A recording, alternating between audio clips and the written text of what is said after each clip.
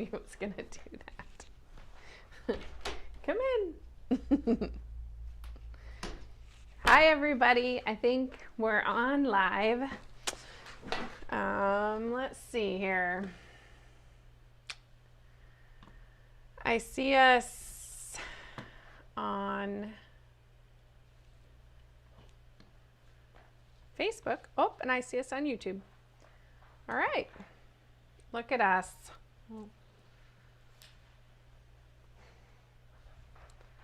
Let's see. Close.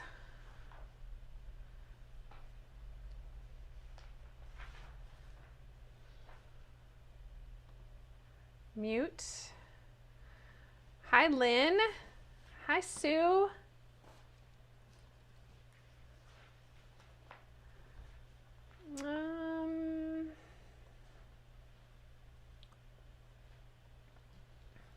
All right, the stream looks good. We have 5 viewers on. Good afternoon, Victoria. Hi, Kimberly. Hi, Cindy. All right. Say something, Mom, just in case. Hi. Can you guys hear me? I think we're all good on the volume. I need to shut off my phone. Good idea. Me too.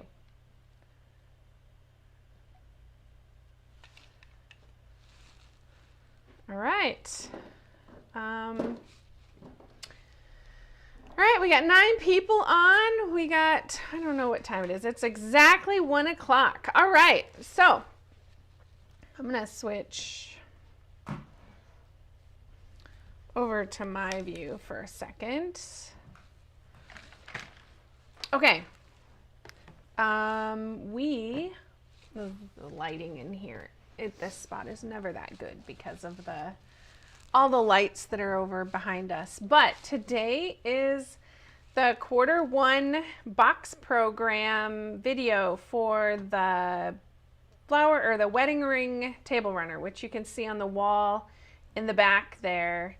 We put both a quilt up, which uses the same exact technique to piece the wall, and the table runner. And then we put the table runner on top of it so that you can see that. So I'm trying. The table runner's right here, kind of buried in it. Yeah. So I'm trying to think if there's. So right before we get started, we're gonna just open the box and show you what's in the box, and then we also want to show you a surprise. So some of you may have seen it because I leaked it a little bit about a week ago on our Facebook page, but we thought we would show you the panel project for the Q2 boxes because it's super fun to see that. So let's see, I'm going to switch to Mom.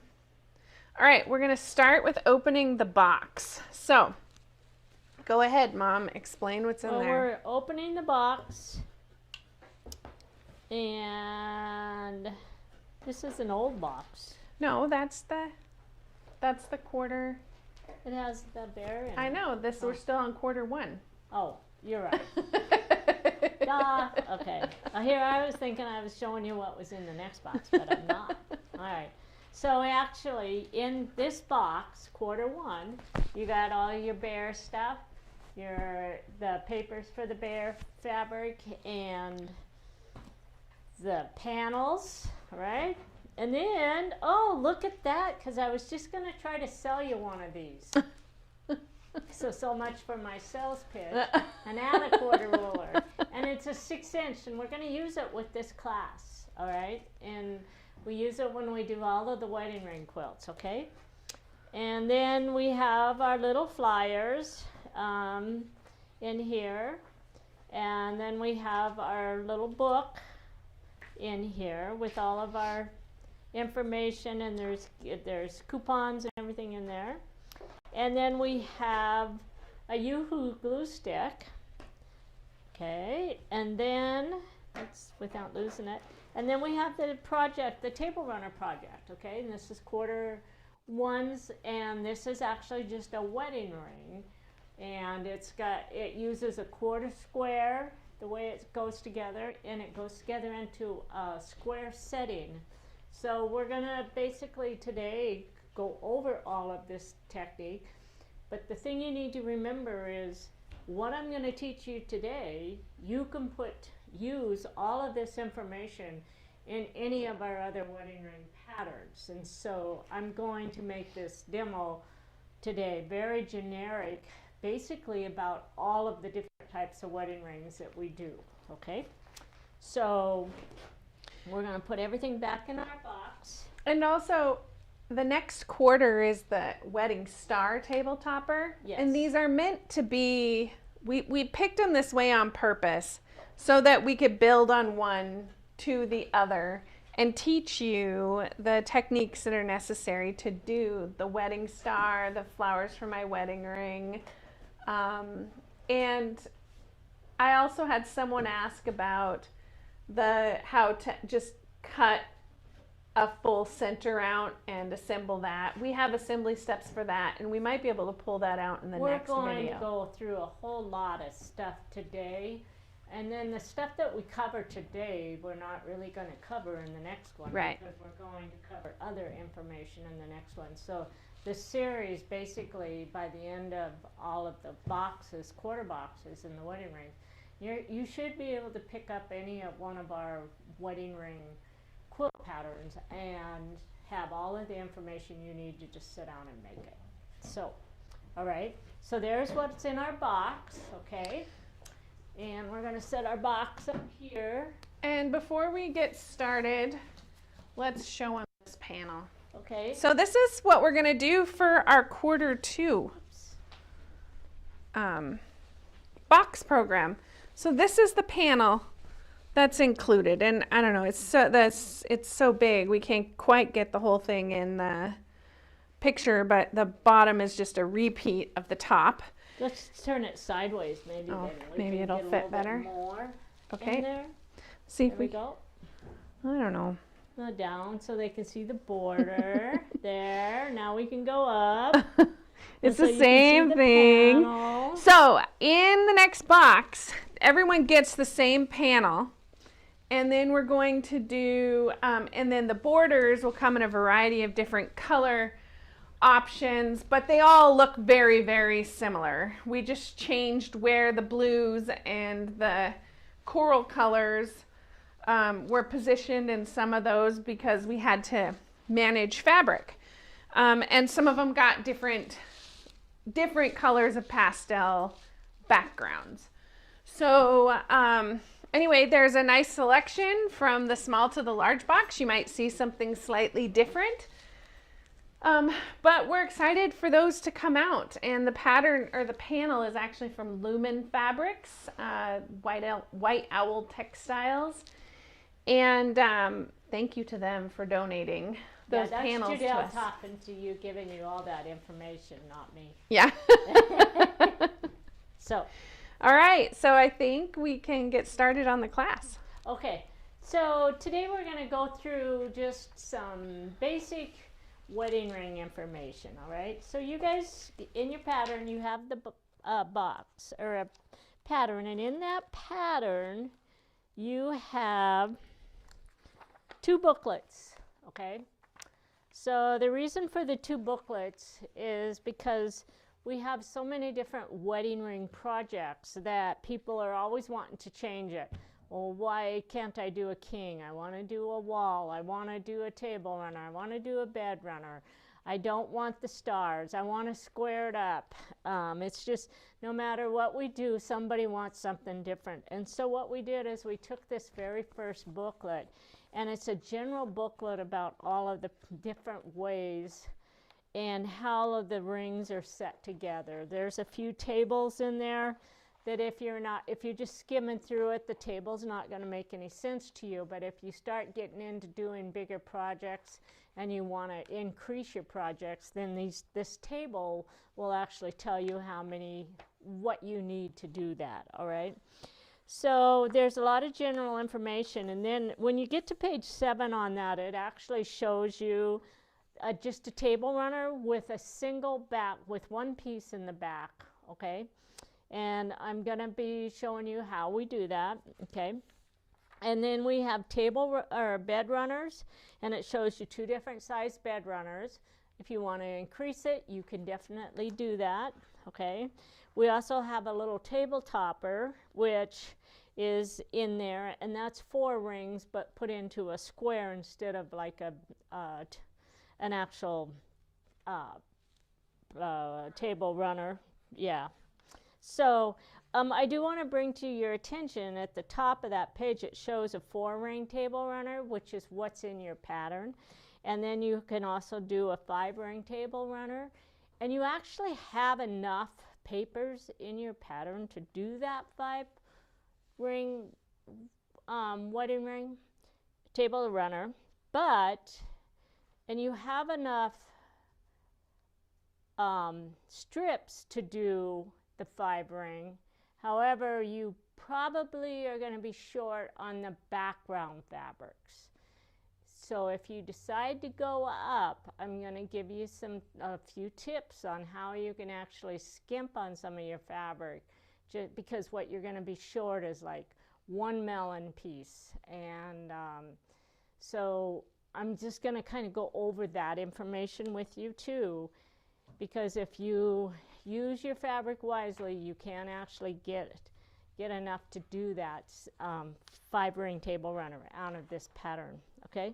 Then we're going to go to the next page. And on the next page, it is actually the wedding ring quilt, and it's just a traditional wedding ring quilt, and it shows you how you add all of the extra rows to it to get all the way up to we go up to an 8x9 layout, which is 104 by 116, all right? And if you want to go 116 by 116, you can get extra foundation papers and do it. So then you're going to go to the next page, and that one takes you all the way up to a 9x9 right over there. So on this page, these are rectangular quilts. On this page, these are square quilts. Okay, so you have 2 pages there that you're looking. And that's what the difference is between those pages, is this rectangle versus the square. All right? And the reason why there's a difference, why we did it that way, is because when you're doing a wedding star quilt, most people go with the square because it balances out the way the stars sit in your quilt. Where if you're just doing a wedding ring quilt, you could go with the oblong because there's no balancing of that other design element that sits behind the rings, all right? Okay, so then on page 10, at the bottom of page 10, there's 2 layouts there. And one of them shows you how the wedding ring is put into a square. And that's what we're going to be working with today, is that square block, okay? In the other one, option 2, that's an apple core setting, and we will be doing that later on through the year.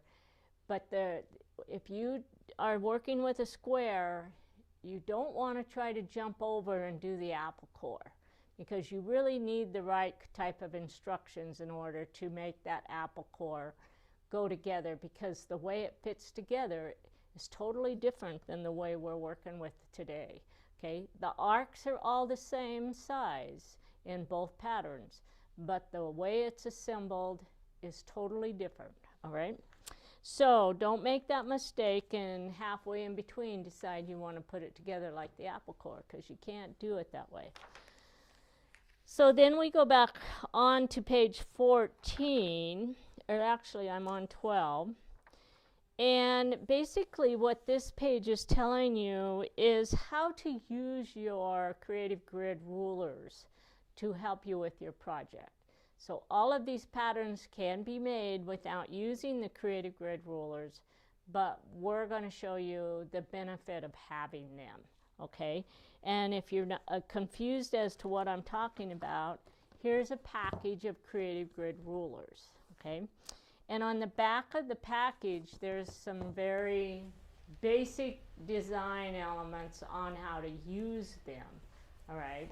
So a lot of people will get a wedding ring and they'll buy the wedding star, and then they decide that they want to put one piece in the middle instead of piece in the star, and when they get into their instructions, they can't do it because none of the cutting matches those designs. So realize that this set of rulers can be used for all of the patterns, but the cutting for the background totally changes between the square setup and the apple core setup.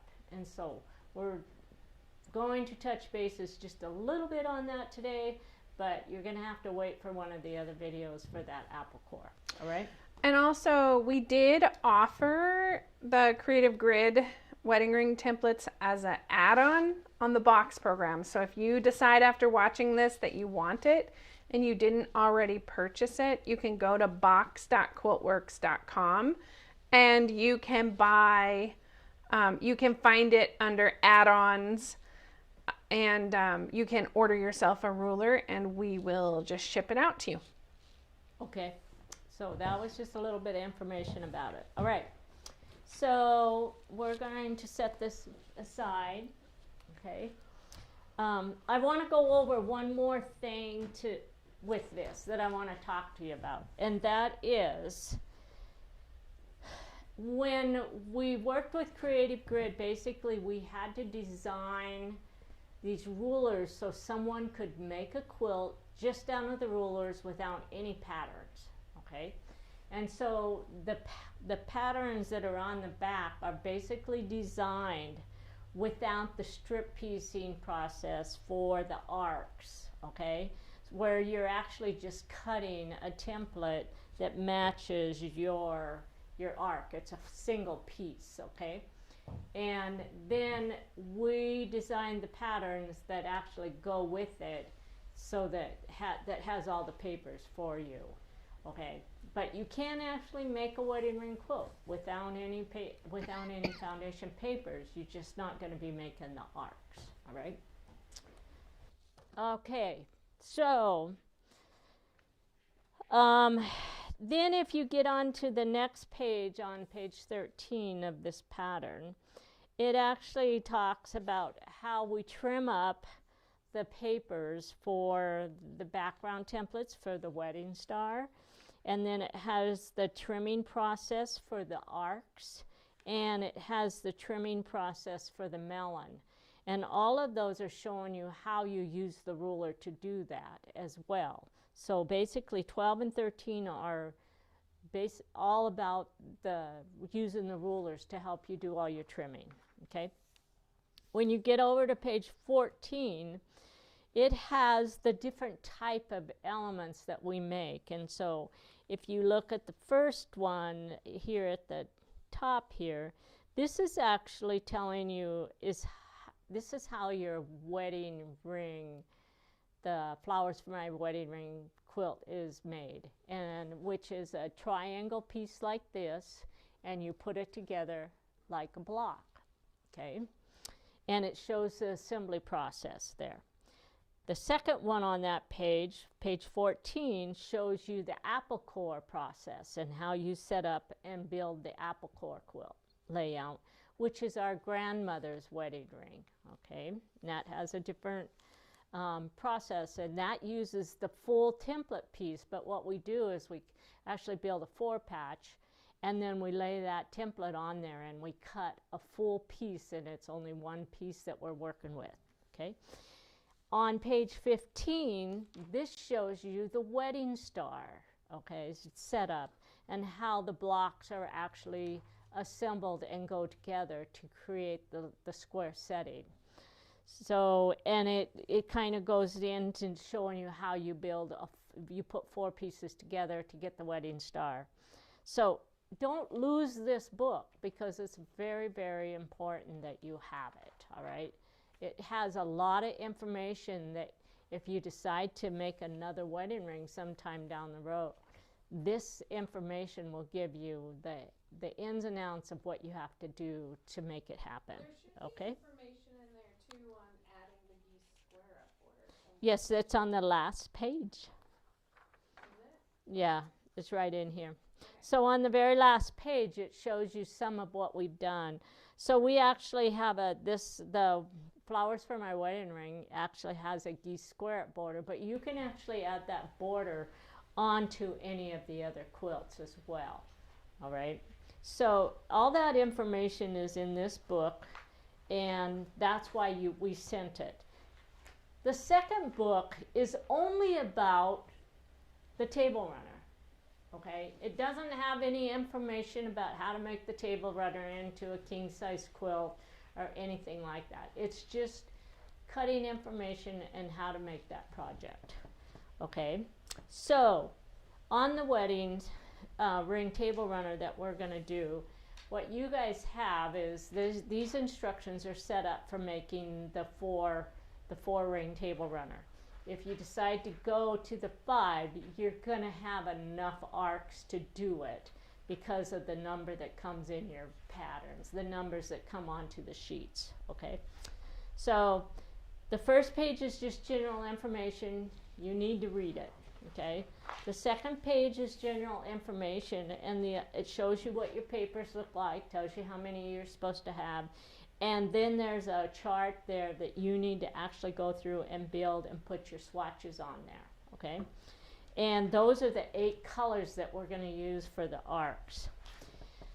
On the next page, you get into basically a chart that talks about how many arcs you have to have, how many melons you have to have, and the strips and how to cut the strips, the yardage and information on all of the cutting. And that's strictly for the table runner. Okay, and so that type of cutting, I'm not going to really go through this today because I'm going to just work through this as if I had to do a demonstration for somebody in a couple hours on all of the wedding ring stuff. So that's the way we're going to operate. So we're not going to come back and try to follow this chart for the cutting. All right, so then on page 3, it starts on the preparing of the strip sets. And I'm going to run you through all of this. And you're going to watch me, and you might think, well, that's confusing. But I guarantee you that I've never had a student that has taken a class from me, or a student that has started this project and come to me and said, I screwed up, I don't know how to do this. This stacking, the way it's set up in your instructions, if you read it word for word, you will have everything stacked the way I stack and show you. I'm not going to read through the instructions, but I'm going to talk you through it. But when you leave the video, you should be able to read it step by step, and you will get to where I'm at with it. All right? So then after we get all of our strips stacked, then we're going to start through the paper piecing process. And I'm going to get you started on how we do the paper piecing today for your video, or for this class. And then we're going to stop, and then we're going to talk and do just a few demonstrations on how to work with the background pieces. Okay, so that's kind of the way this is going to be set up. I'm going to start out by showing you how to stack your papers and cut them out, which is going to follow through all of the rest of the videos that we do on the wedding ring. Okay, so as you get to the back of the book, you're going to find the layout on how to set everything together. There's assembly instructions on how you do your curve piecing, which we're going to go through in the video today. And then there's information just basically on how to finish this up. And if you read the instructions, it's all there. Okay, on page 11, let's see, actually page 12, it tells you how to assemble your table runner and have the pressing instructions.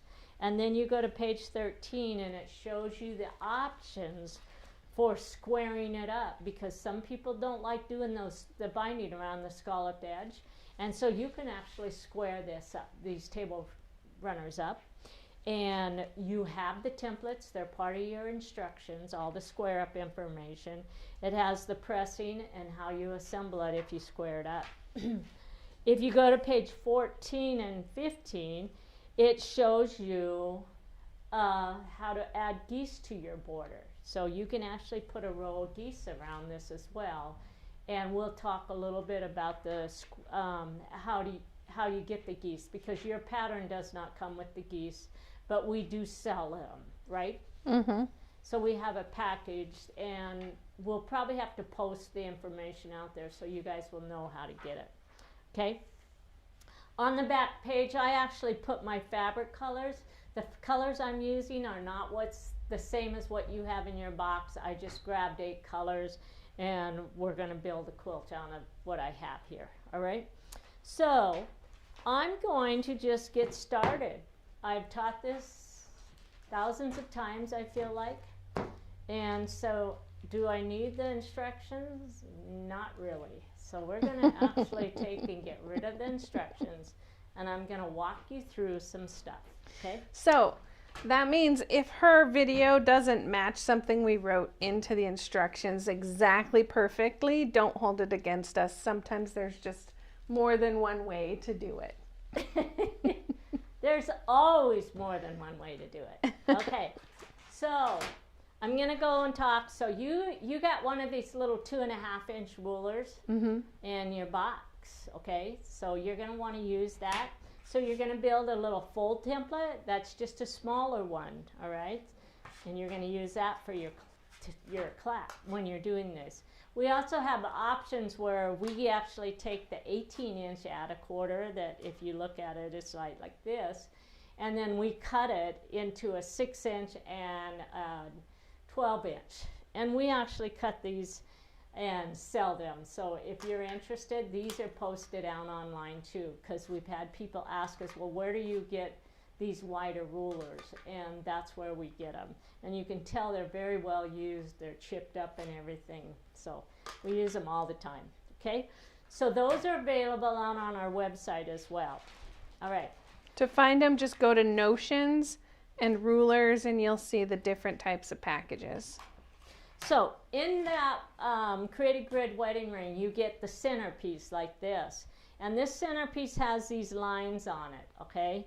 And so you have to know how to use this, because you don't just line things up with the center line, because you have to go to the off side of it, because it includes the seam allowance, okay? So you can line this up on a 4-patch. You can line it up if you actually sew 4 triangles together. You can line it up that way. You can just put it on a regular piece of fabric and cut it with that, all right? This is the melon, okay? So it makes it really easy to cut all your melons. We use it to trim the melons as well when we're working with the wedding star quilt, because we actually have papers to build the star points on the wedding star. So we use this to trim it, right? We also use this one to trim all of our center parts for the wedding star and for grandmother's wedding ring with the 4-patch. And we can actually use it to trim all of these pieces. So you're gonna see how I use these. And then we have the arc. So there's no instructions here. You can't just look at the arc and say, well, I can cut all of these pieces, but you can actually lay this onto just a single piece of fabric and cut around it.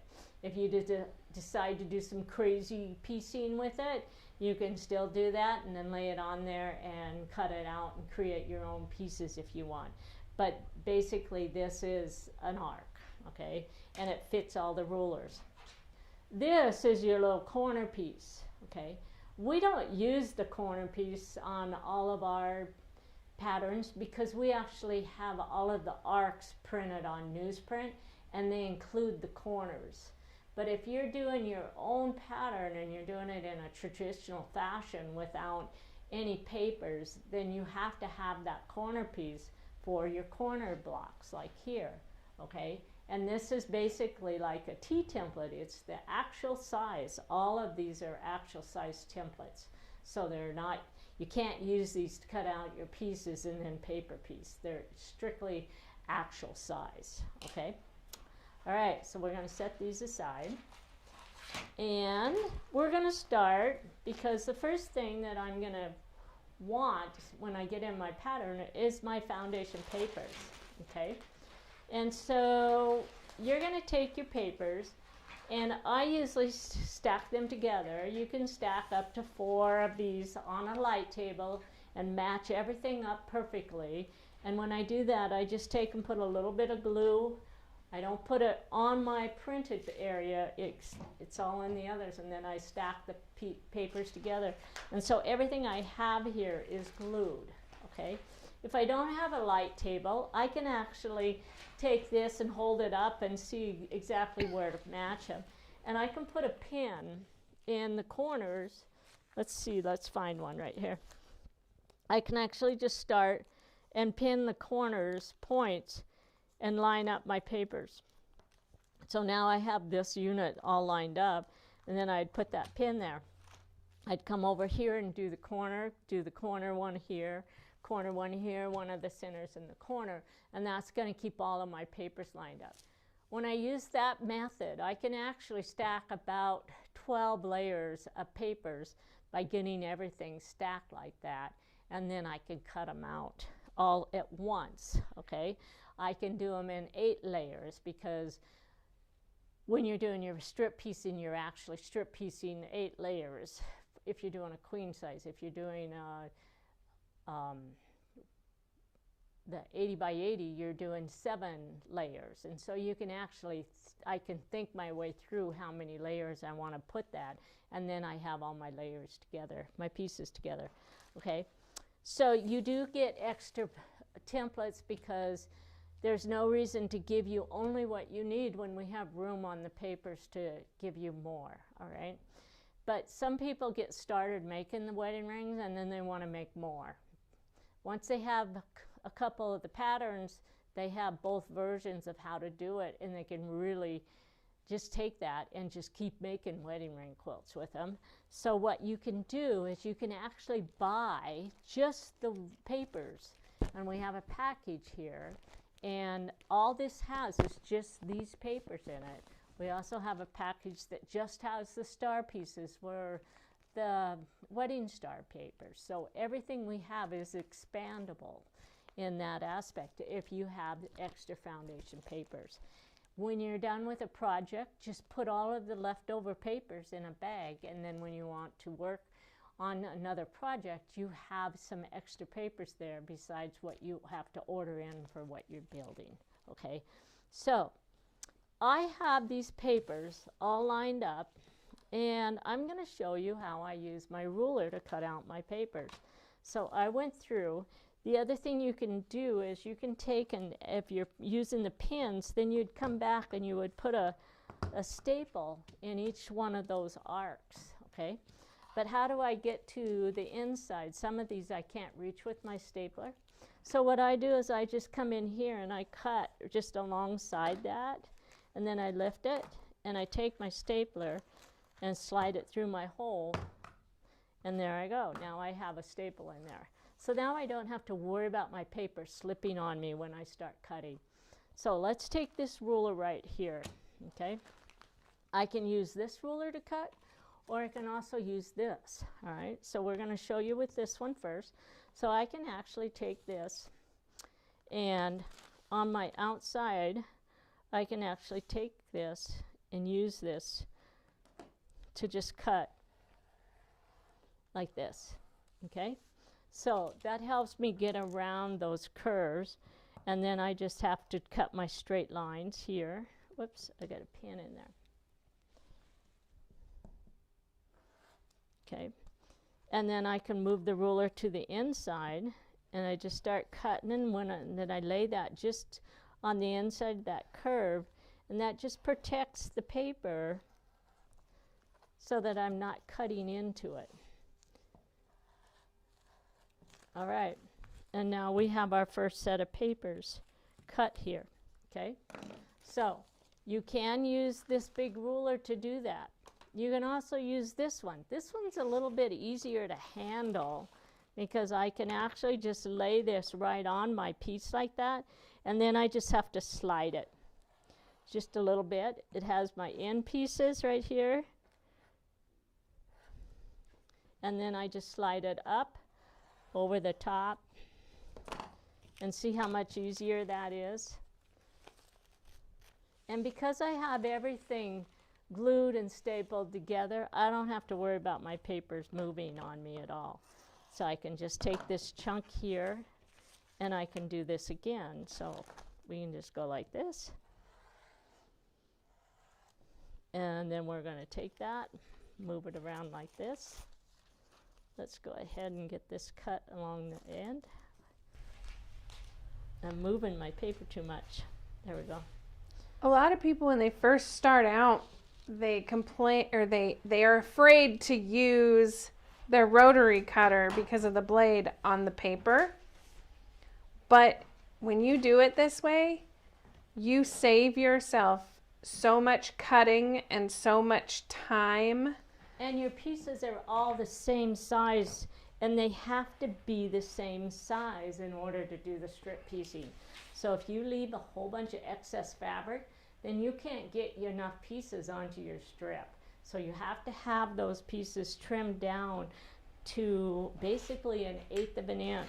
So when I teach these in my retreats, when people bring all their papers and they have them all cut by scissors, and every single one of them is a different size, I have to go through and retrim it. And instead of trimming them all stacked together like this, it basically takes us another hour of getting all of that excess paper off before we can actually start our strip piecing. So my feeling is trim it, cut them out right the first time, and then you're ready to start the strip piecing. Okay? So see, we don't have a lot of excess fabric or paper on here. These are cut basically at about 1/8 of an inch. If you want, we got a new camera, everybody. You could Want me go to over try and the new show them on camera? the, Okay. it's a close-up. It helps us do close-ups. So see how that's the seam allowance that she... So we don't have a lot of excess on there, and it just makes it so much easier to actually go through and cut our papers out. Okay, so I would just, before I start, you're going to have to get all your papers cut out, and those rulers really, really help with the papers. This one's the best one to use for the art. When you get into doing the background pieces, the other one works best. Did we lose the camera? Yeah, I wonder how. We have my sewing machine. All right, I'm gonna fold up these papers. You don't get to see me do it until Well, she they're on a different view. Okay. I just lost the front camera.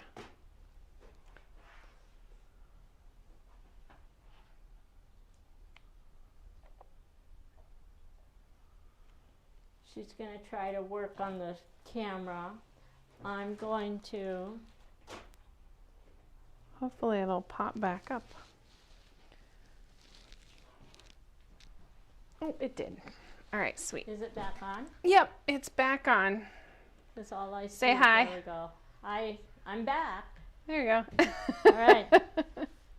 So I have my 2 layers of papers here, and notice I have my fabrics on there, okay?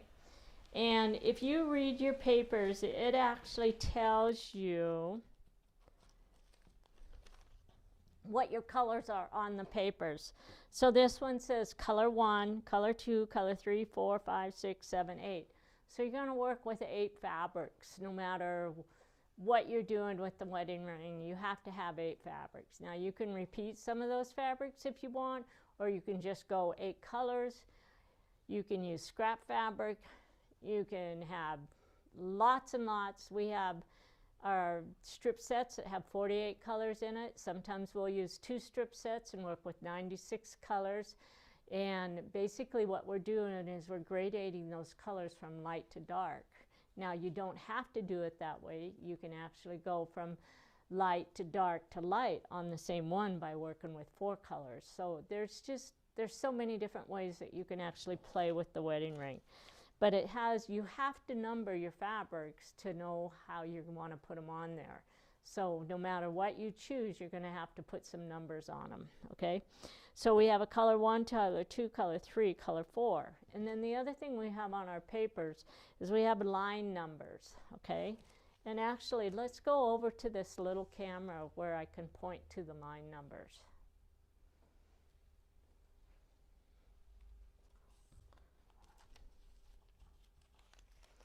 Are we there? Okay. So here I'm going to go, here's my colors. 1, 2, 3, 4, 5, 6, 7, 8. And then I have section numbers. Huh? Which? Just a little bit, I think. Right here? Or this way? Oh, scoot it towards the ironing board. Oh. We're getting used to... Right here? Does that? I'm trying to figure out. There you go. Now you can see it. Okay. So we have our colors, and then you also have section numbers, okay? So pay attention to the section. Section 1, Section 2, 3, 4, 5, 6, 7, 8. That's the order we sew the fabrics on to our strips, all right? And then we have line numbers. So we have line 1, line 2, line 3, line 4, line 5, line 6, line 7. So that's the order that you're going to be actually trimming the fabrics as we add them onto this. When you get to the B arc, so the numbers are going to flip on you. So on the B arcs, I start color 1, color 2, color 3, 4, 5, 6, 7, and 8. And then I have a color 9, which is my section 9 corner. Those don't have a color on them. And then section 10 corner. Okay, we'll get into the corner pieces later on. Can you see those corner pieces on there? Or? Turn it again. Turn it. No, more. Keep turning in a circle. There you go. Now we can see it. Okay, so here's a corner and here's a corner. So when we do the strip piecing, we're actually just doing the strip piecing on that section of the B group, all right? And on the A's, we do the whole paper, okay? So everything's gonna become a mirror image when we start working with the B units, okay?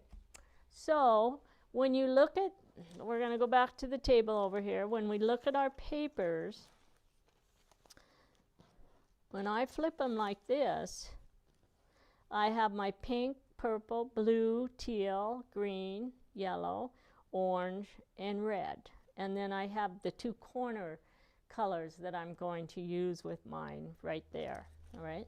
I should have 1, 2, 3, 4, 5, 6, 7, 8 papers under there, and that's what I want to make today, okay? If you're doing the 4x4, you only have to have 7 papers. But if you're going to do a bigger one, then you want the 8. So we're going to set these aside, and we're going to look at our fabrics. So if I look here, this one is color 8. I want to line up my selvage here, okay? And then I'm going to bring this over like that, and we're going to place that just like that. And then we're going to take this one and we're going to line up the selvage area there. And this is color 7. And the book tells you how to do this. And this one is color 6. And this one is color 5. So it's more important that you have your selvages lined up down here. And then what I try to do is keep all of my folds in a line up here. And you're going to notice a variation of the length of all your pieces. So this is color 4. This is color 3. This is color 2. And so let's move these up just a little bit. There we go. And color 1. And we're going to reset up color 1 there like that. Okay. So I have all the folds on this end, and I have all my selvages on this end. And what we're going to do is we're going to take a ruler, and the first thing we're going to do is come down here, and I'm going to move my selvages so that they're straight here, like that. There's a lot of white showing on them, and we're just going to take the ruler and we're going to cut along the selvage.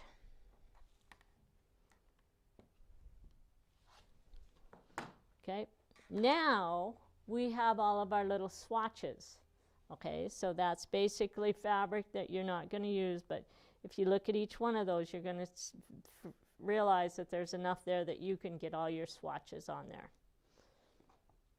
And that's what you're going to use to put your swatches onto your papers like this. Okay? All right. So now that we have that done, now I'm going to align my folded edge here.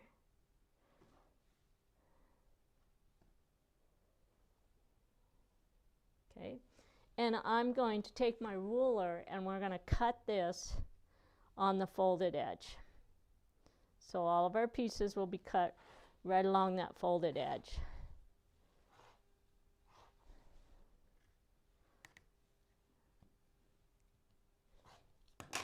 Okay. And then we're going to get rid of those pieces right here and throw them in the garbage. And we're going to throw these in garbage because I already have them. All right. So now I put a little label on each one of these so that I know which one is fabric 1 and fabric 8. So I have everything in order. In your instructions, we're going to walk through this very slowly. It tells me to pick up fabric number 4, which is right here.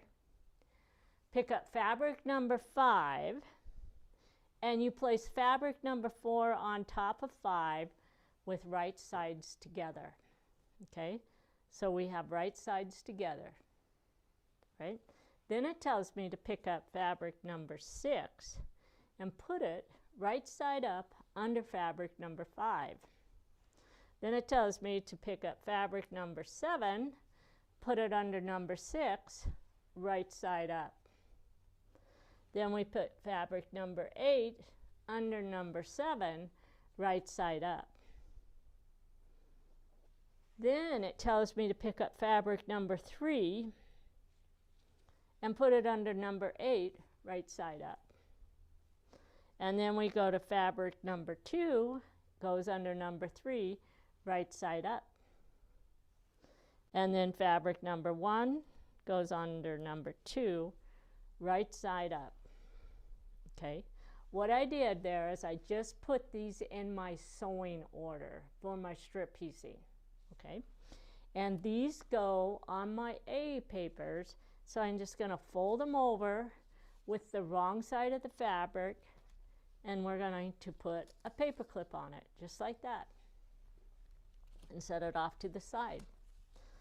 So now we're going to pick up the pieces and set these up, the second set up, for the sewing order of the B group. All right, and the first thing it tells me is that I need fabric number 5 on top of fabric number 4. So I'm going to go 1, 2, 3, 4, 5 because I don't have my label. So everything now is setting wrong side up if you're using fabrics that have a right and a wrong side. If you're using a fabric that doesn't have a right and a wrong side, it doesn't matter. Okay, so this is the wrong side of fabric number 5, and then it tells me to put fabric number 4 under number 5. So we're going to go in reverse direction, and it's right sides together. Then we're going to pick up fabric number 3 and put it under number 4. Then we're going to put up fabric number 2 under number 3, right side up. Number 1 under number 2, right side up. Then we go to fabric number 6. We put it under number 1, right side up. Number 7 under number 6, right side up. And number 8 under number 7, right side up. And those are my B group, and we're going to flip them over the paper with the wrong side of that fabric facing up. Okay, all right, so we're going to start with the A group, and we're going to take our strip sets, and all we have to do is just lay them right here and not touch them. So the sewing process for these starts in the center and goes out to both ends. Why I did it that way, I had a reason, because I was working with directional fabric and I wanted all my lines to go in the same direction. in the big picture, it really doesn't matter, but that's the way our papers are set up. So if you start on one end and go to the other end, the numbers are all different and you have to change out your stacking order. So we just start in the center. We've been doing it for 30 years and it works great, all right? So we're going to pick up the papers and we're going to pick up the first two fabrics. And I'm going to get rid of my labels at this point because I don't want to sew them in, okay? So my blue fabric is supposed to be on top because that's fabric number 4. And we're going to take this and we're going to our sewing machine and we're going to start the strip piecing process. I need to go over one more thing with you guys, all right, before I go any further. So these strips that I have are done out of your, I'm not even sure what you call them. They're just samples. They come in a roll. There's different companies. They're called ours are called treats. Yeah. But some companies call them jelly rolls or whatever. Yeah, and they usually, I don't even, oh, I do have some right here. Like this, okay? That's what I'm using. And a lot of people, they ask, can I use these? Well, yes, you can because I'm using them today. I just have to sort my colors according to what's in this package and figure out how I can use it, okay? But all of these were cut with pinking shears, so they have this edge on there. If you're working with light fabrics and you put this on a quilt frame, you're going to see that edge, and you don't want to, okay? One side it's going to be cut off, the other side you have to trim before you start. So what I do is I actually just take and I trim my first edge there, because this is going to be my sew side. There's plenty of room.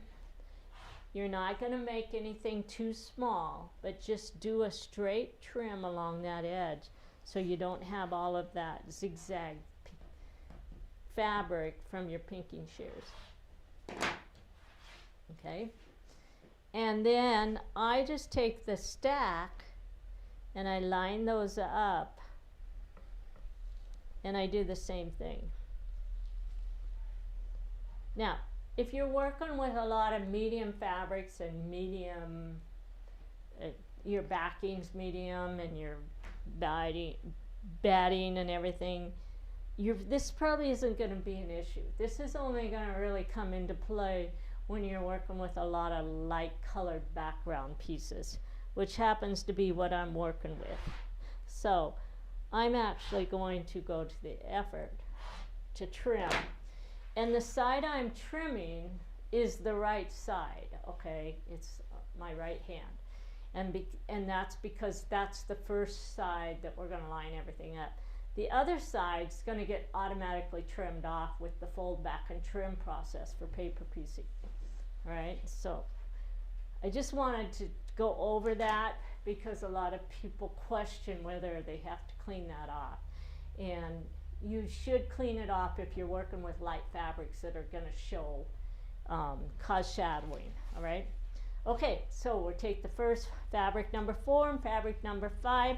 They're setting here right sides together. And we're going to come over to our sewing machine. And I believe I'm threaded, so let me look. I am. Okay. So the first thing I'm going to do is I'm going to take my 2 fabrics and I'm going to start sewing, and I'm going to sew in about a 1/2 inch. And even just so that I can get 2 to 3 stitches. And then I'm going to pick up my paper and I'm going to push it up, and there's a dashed line on the paper, and you're going to line the dashed line up along the edge of the fabric so you can see it line up at the top and the bottom of that dashed line, and then you sew on the solid line, which is called line 1. you're going to sew down, and when you get about a ½ inch from the bottom, you're going to pick up the next paper. And then we're going to line the next one. We want about a ½ inch set between there, okay? So from the end of one paper to the beginning of the other paper, I've got about a ½ inch there that I'm working with. You can't butt them up right next to each other. And then we're going to sew. And then we're going to pick up the next one, and we're going to line that right up to that cut edge. And then we're going to take the next one. And you can usually get 8 pieces on one of these strips.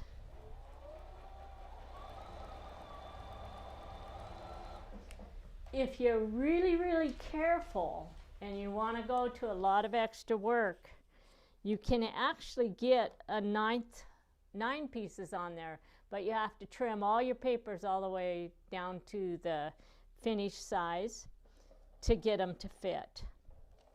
And the only reason why you would ever want 9 on there is because you might be 1 arc short from having what you need, and so you could take 1 strip and get it.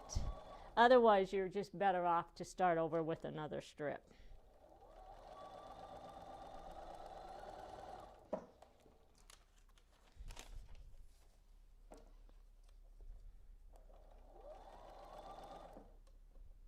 And you have to keep your fabrics lined up as you're doing this.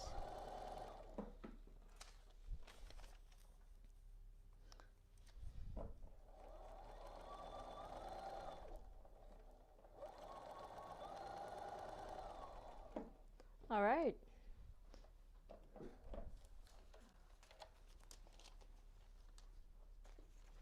Did we lose the camera again?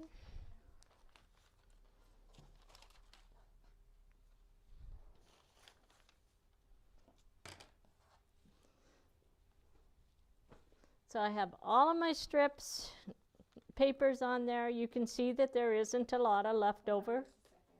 Huh?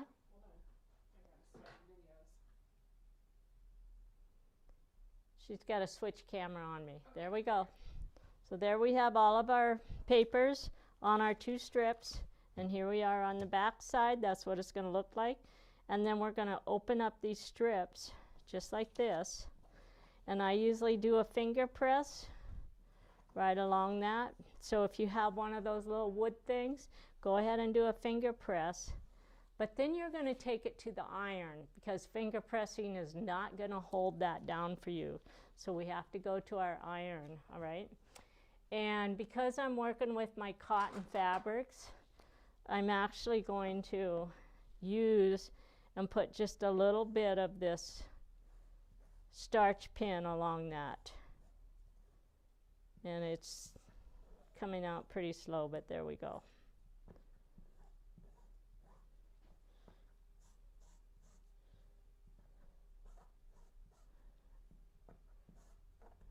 I think we're just running out. There we go. I have a full one over here. So we're going to take this to the iron.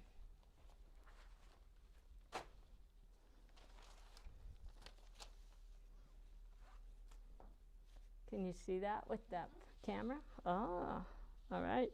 And then we're going to press. And we're not going to just press up like that. What we want to do is press basically sideways to open that up.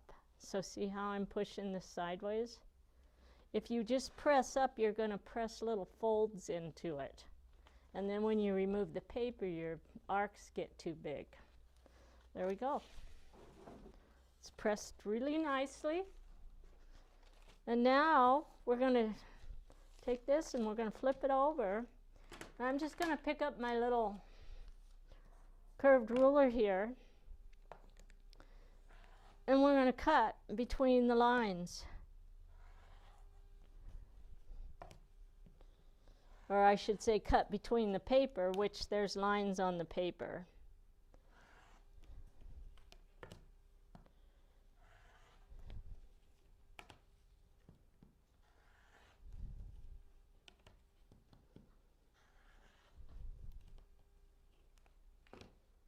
So you found the first reason why we love this ruler.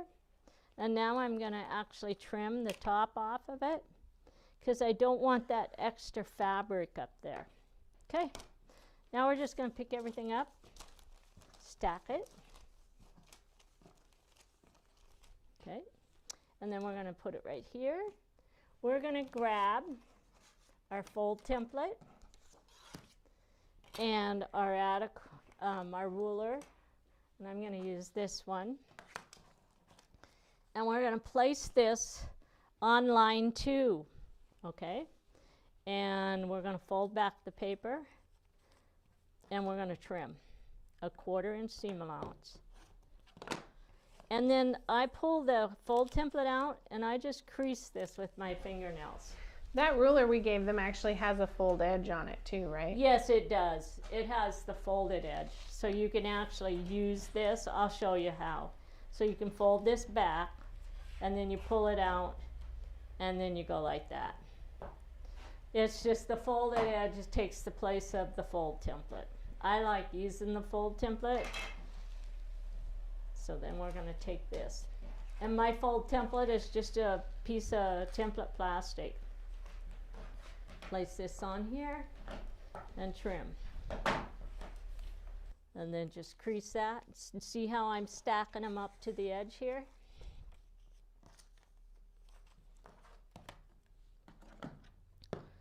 And we have 8 of these, and so we have to show you how to do 8.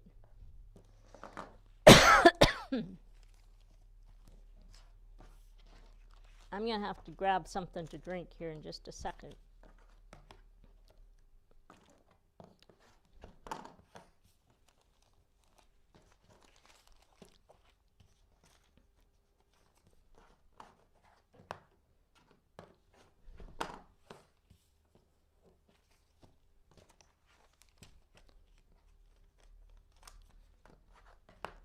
And I will tell you that I've seen a few videos where people have put out there on the internet where they actually show this process, and then they speed it up so that you can see it go through the whole thing. They're kind of fun to watch. So if you run across one of those, save them. Okay, so we have all of those pieces stacked. And now what I'm going to do is look at the one that's on the bottom. And it's always a good idea just to open it up and check and see the next color is my yellow. And I have my yellow fabric on the top. Okay, so we're going to pick up my yellow fabric. We're going to take our stack right over here to the machine. And we only have one piece of fabric now.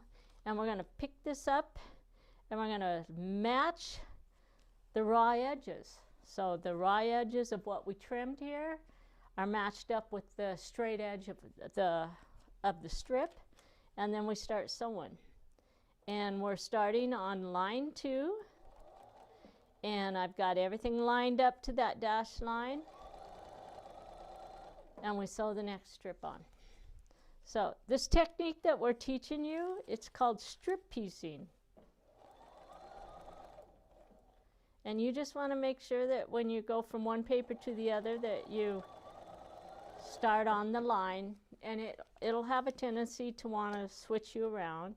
If you sew too fast, then you'll have to lift your pressure foot to get the next piece underneath it. If you stop about a ½ an inch before you get to the end of the paper, you can just lay the next piece down without having to lift the pressure foot.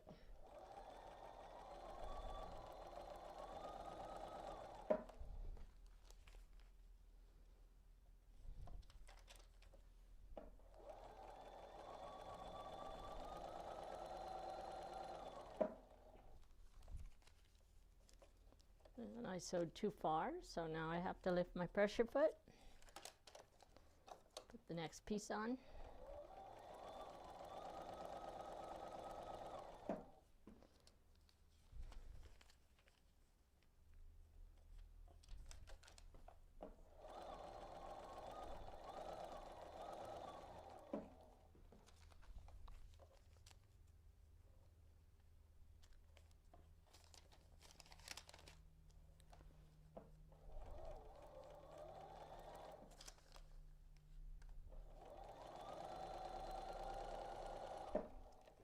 So on this one, I was a little bit too far apart on a couple pieces at the top.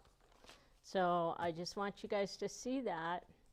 So I'm just a little bit too far apart on a couple of these pieces, and it took my length away from me. So I'm just like 1/8 of an inch short right here, okay? So, but when I open up, I'm gonna look, and if it doesn't cover, and it just barely covers under there. So pay really close attention. That's why you need to make sure that you only have that 1/2 an inch to 1/4 of an inch between there when you're sewing them together, because if you get more than that, you lose the length of this, okay? So we're going to do the same thing here. I'm actually going to put the starch pen on this side.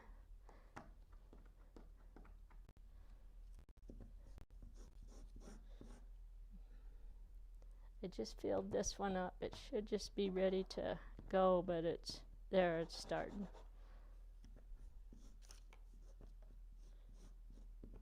It's just being slow getting going. Once you start using these pens, once they get wet, they go really fast. It's just that they set in here without anybody touching them for a month, and then I come in and try to demo with them. This one's working good now. And it doesn't take much on there, but when you're working with cotton fabrics, these are really nice because it really gives you a crisp edge when we press. So now we're going to flip these over again. We're going to do a little bit of a finger press.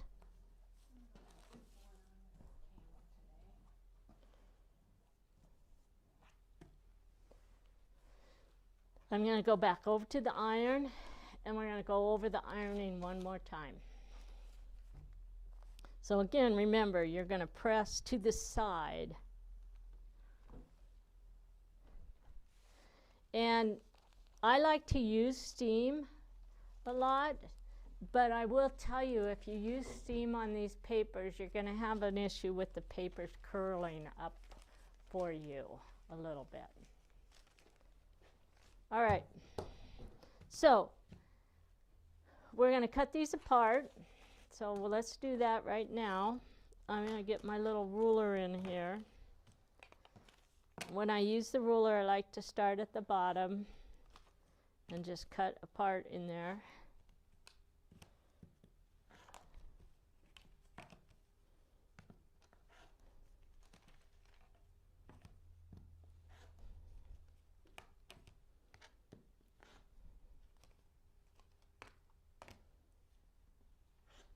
Okay. And then we're going to stack everything.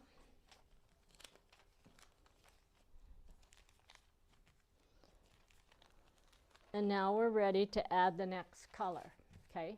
But you're not going to watch me go through and do this, or we'd be here till midnight tonight with everything. So what I want to explain to you, though, is if you have to leave your project, just take it and clip it on to your strip set like this, okay?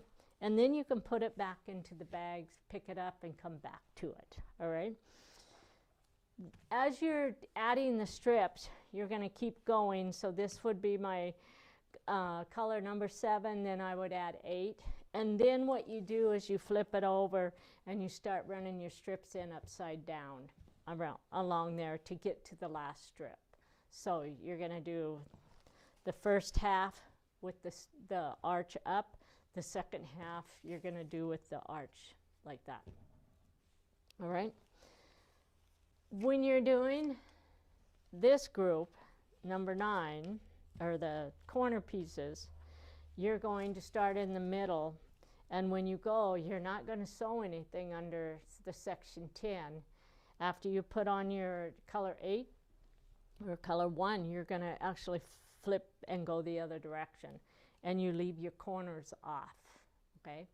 Because the corners are not added until you get the centers sewn onto your papers. So just remind yourself not to sew the corners on, and don't start and sew too far. It's really easy to do. If you make that mistake, there's a really easy fix for it. Just come in here, grab a little piece of Scotch tape, put it on the line, and then rip your pieces off and then move them where they need to be, okay? That way you don't end up tearing all your papers. So I just take and put my tape right on the line if I go too far and forget to stop before the corner pieces, all right? Okay, so that's the strip piecing process. Now we're gonna move on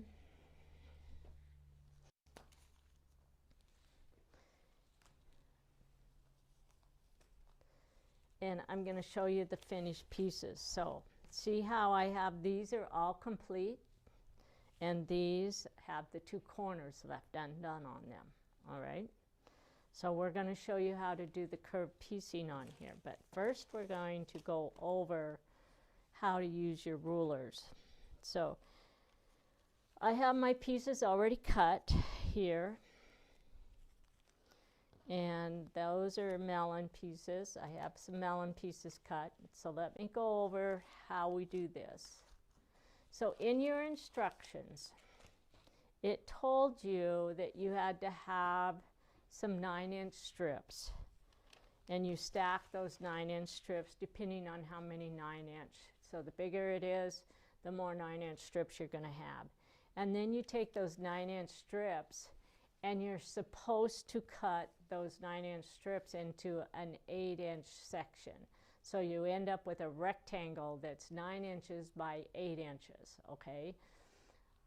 It's best to just go ahead and use your rulers to cut those 8-inch pieces. Don't just lay your papers down on there, because if you do, then you're going to get it too close, and then when you come back to stack all your pieces underneath your papers, you can't get them lined up properly, all right? So you need that extra 1/2 inch there to work with to get your fabrics underneath there. So if you look, I have 1, 2, I actually have 5 layers of fabric under this, and here's my template sheet, all right? So when you're looking at this, you have a template, a melon, and a template, okay? So as we're cutting, we're taking that fabric that's in between, and we're cutting our melon pieces out of them. It won't give you enough melons to do the whole project, so it's going to tell you to go back and cut some more 9-inch strips, all right? So I'm going to show you how to do this. I actually have a little bit of repositionable glue on this paper. So I'm going to take a straight ruler here, and the first thing I'm going to do is we're going to cut, and we're going to line up that right along the edge. And I use the inside line to line up at 1/4 inch. That way I know I'm getting out as far as I need to get. And we're going to cut that straight, okay? After I trim that, I'm going to move my paper clip and hold that side down like that. And then I go to the next side, and we're going to cut right along the edge of the paper, which, okay, and then I'm going to cut the next side.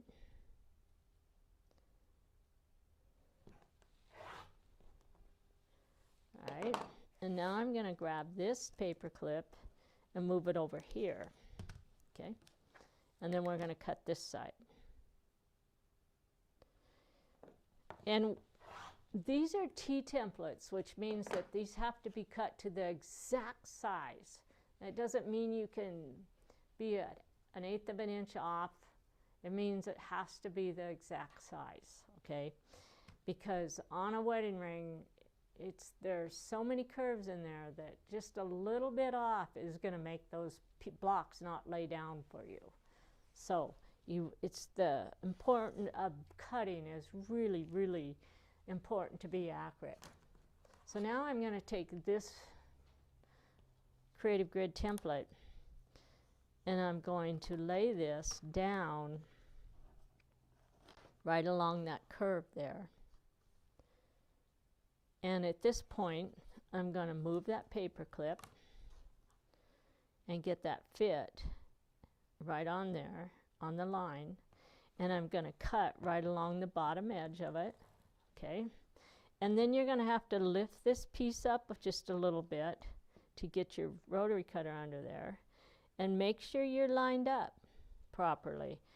And there's a center line in your ruler, and I'm over 1/4 of an inch off of that, and there's 2 dashed lines that show you where the 1/4 inch mark is. So those are both lined up to my paper. And then all I have to do is cut right along that curved edge. And I have a really, really nice cut piece here that's going to be perfect, all right? So now we're going to talk about smart corners. So these pieces actually have smart corners here. You can make these quilts without cutting all the smart corners, and they do take a lot longer to do. But I will tell you, the accuracy of working with the smart corners is worth it if it's the first time you've ever done it, okay? So what I suggest for most of my students is cut your smart corners on the first 10 to 12 pieces. And then as you're sewing them together and building your blocks, you're going to realize how those pieces are supposed to fit. And then if you choose not to cut the rest of the smart corners, that's up to you. But if you work with them for the first 5 or 6 blocks that you're putting together, it's going to teach you how everything is supposed to fit, okay? So if you look at the end here, there's 4 little lines. Your Creative Grid rulers don't have those smart corners on them. They just have the squared off ends. But the papers have the smart corners on them. And so I'm just going to go ahead and show you how I cut. You have to hold that pretty solid on there so that you can get that to cut straight. So basically I'm doing 4 little cuts around that end point. And when we start to assemble, you'll understand why. So I'm just going to do this one, and then that will be it. Okay. And one of the things you can do is, if that paper's moving on you, just take a little bit of your glue. And you don't need a bunch, just a swipe of it, and glue that paper to the top layer of fabric. And then the paper's not going to move on you, okay? All right, so all of that little garbage there is from my smart corners. To go through a whole quilt, like an 80 by 80, you're probably looking at an hour of extra time of cutting to get all of those smart corners cut on your pieces. And some people just don't want to do it, right? So we have those cut. Now I can take this one, and I'm going to do the same thing. So I'm going to have to move this paper clip, so I'm going to put it on the melon part of it, and then line this up again to my ruler, and that gives me my inside cut.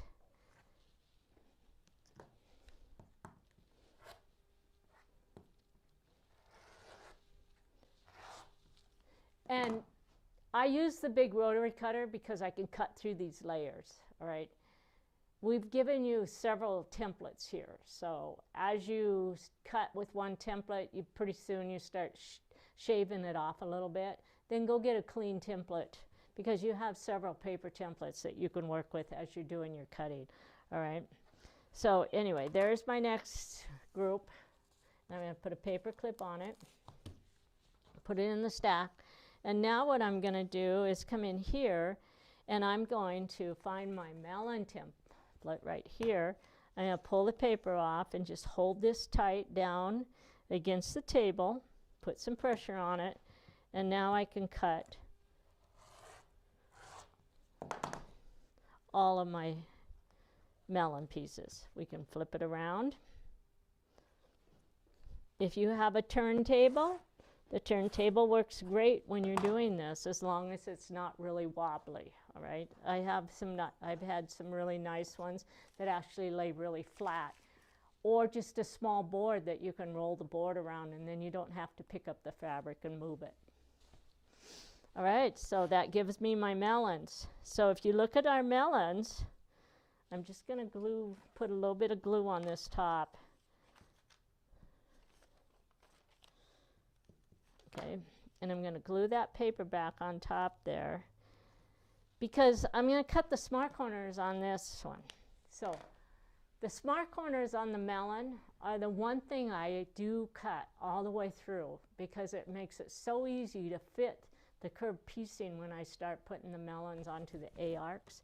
And so I'm going to go ahead and cut all of the smart corners on my melons. All right.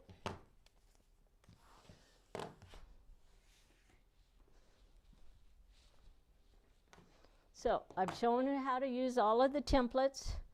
It makes your cutting go really fast and very accurate. And you need accuracy when you're working with the wedding rings. Okay, so now we're going to actually go through and I'm going to show you how to assemble your pieces. So we're going to start with the B group here. And for what I'm doing today, I'm not going to worry about what color I'm putting on it because I have to have several of each one of them. So that piece is going to go on before I put on my corners, all right? And here's why. So here's one with the corner, and I'm going to lay this on this board over here. Can you see that? Move it. You gotta move it more. Got to move it right there. That's what I want them to see. So see, by putting this piece on first, it sews that in, and you don't have to worry about that little edge flipping over. If we put the corner on first, then this piece would be flipping over all the time on you as you're trying to sew all your squares together. So this sews that piece in. And the other nice thing about it is because of the way we design it and press it, we also have opposing seams when we actually join all of our blocks, okay? So that's the reason why we put the centers on before we add the corners. So we're going to find our very center line, which is line 1, okay? So all I have to do is find line 1, which is right there. I'm going to take my melon, or my center, and I'm going to fold it in half. Now, I find folding it in half is faster, but if you actually look at your Creative Grid templates, it actually has little holes where you can actually mark the centers of everything. But you'd have to do it individually with everything. So you might as well just fold it in half because it's going to give you the same thing. Then I'm going to take my glue pin here, my fabric glue pin, and I'm going to put a little bit of glue right across the top of sections 1 and 2 there. And then we're going to lay this folded edge right on there, right sides together, and we're going to start the curve on both edges, just like that. Now we're going to take this, and I'm going to put just a little bit of glue on the paper to tie that and glue that fabric down. And then we take this, and we're going to run the glue right along the top edge there, within the 1/4 inch seam allowance. And then we're going to match our smart corners right down there at the end. And now we're going to take that, and you have a perfect fit. Okay? There's no stretching. It's your job to make it fit. Don't just start sewing here and see where you end up over here, because you're going to end up with probably a 1/2 inch to 1 inch that you're going to cut off, and then your pieces are all twisted. Okay? So you have to make these fit. So now I'm going to put my glue on this edge. And notice I still have my paper on. I did not remove the paper before putting these on because I have to have the paper to add this, my corner pieces. And there we go. So I'm all glued on. There. Okay, so now we're going to take one of our A groups right here, and we're going to get it ready with a melon piece. So I'm going to grab one of my melon pieces right here, and it goes on to this like that. I actually have to remove the paper here, okay, before I can put it on the melon. The quilt that we're actually making,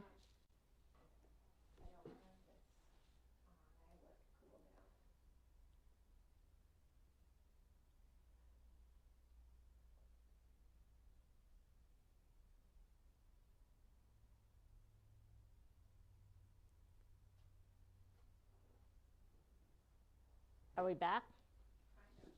Okay. Okay, now you can show. All right. So my melon goes onto here. But before I can put this onto my melon, I have to remove the paper. But I need this piece here because I'm going to square up this quilt, all right? And if you're doing the table runner with the scalloped edge, you're going to have to count your pieces to figure out how many A's you have to do and how many B's you have to do. If we're going to square them up, we're going to have the same number of A's and B units, and we're going to do them all, okay? So I have to put an A group on here, so I'm going to, or a center on. So I'm going to do the center first, then remove the paper and add my melon, all right? So we're going to do the same thing again. We're going to fold this piece in half, just like this, and I'm just going to crease it with my finger, and then we're going to put our glue on line 1, and we're just going to place that right in the center, and then we're just going to start this on both sides of it. I have to pick that off just there. We're going to glue the end piece to the paper, and then we're going to finish putting the glue on. So this piece doesn't have a corner on it because you only have to have the corners on half the arcs, which those are your B arcs, okay? And then we're going to glue this piece to the paper.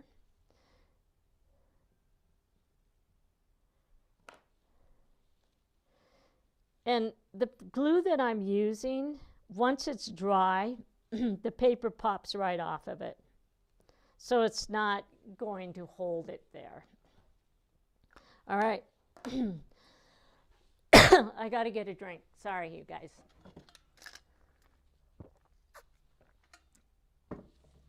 Okay. So we're going to take these and we're going to sew on the paper side. Okay. I used to tell people to just run their pressure foot right along there and do a 1/4 inch seam allowance. And I've realized that it works better to actually sew on the paper side and let the feed dogs pull that bias through, the ruffly part through it, okay? So we're going to take these to our machine and we're going to start sewing on the solid line. The other thing about it is it's extremely accurate for you too. There's no guessing there about whether or not you have a true 1/4 inch line because you're sewing on that line. So we're going to take and start with a few stitches here, okay? And I want my needle in the down position, and I'm actually going to go down on my stitch length to about a 1.7 because I want it to move slower and I want a tighter stitch on my curve. Then I'm going to hold the paper up and just let the fabric underneath it just kind of fall away. And all I have to do is hold on the paper and see how I have it just up in the air there. And then I just keep sewing.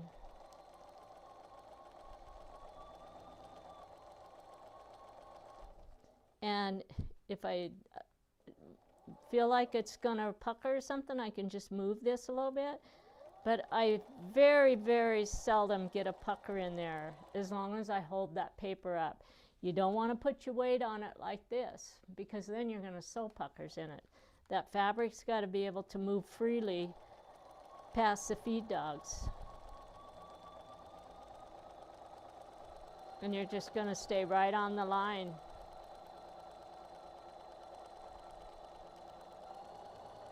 Okay, and then we're going to do the same thing over here.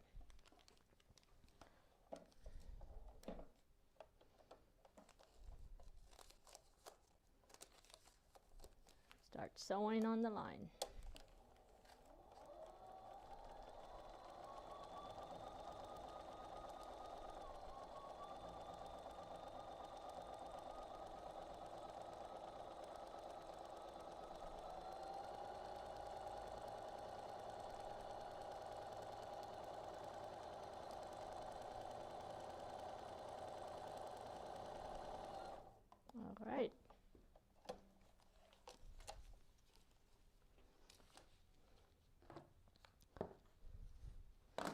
Okay, and now when I open this up, look at, I have a perfect piece, and it's actually looks really, really square. And then it's the same thing here. Okay, so there we are.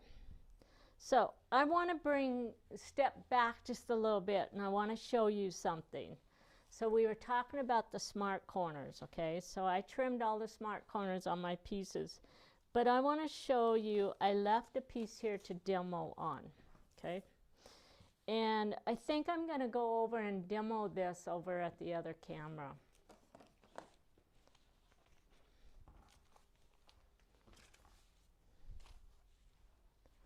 Okay, so can we see that corner there? Or is that the pink end? Does that one show up better? Yep.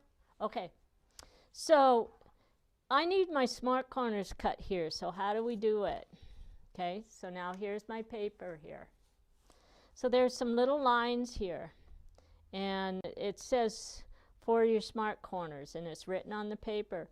What I do is I just take and I just cut just a little bit, about a ½ inch right there, and then I move this one, and I cut the top one, and then we're going to cut that angle there, okay? Then we go to the next one here. So there's two. So basically there's 3 little cuts. There's the side one, there's 2 at the top of it, and 1 at the inside curve, all right? And I do it on both edges. Now when I flip this over, that gives me my little smart corners right there, and my paper is still attached. Huh? Move it in just a little bit more. There? No, we're going to have to work on positioning. Move it towards, yeah, there you can kind of see. Okay. We're not centered, but That's all right. They can see one corner of it. yeah. Okay. So basically that's how you get those smart corners and what those little lines are for. And that's one of those things, it's an optional. If you decide to do it, that's how you get it onto your bee arc, all right? Okay, so we're going to press, and if you look at your instructions, it tells you on the bee arcs that you press towards the centerpiece.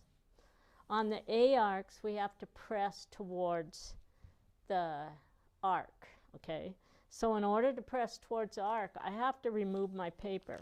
So on the A, we're actually going to go in here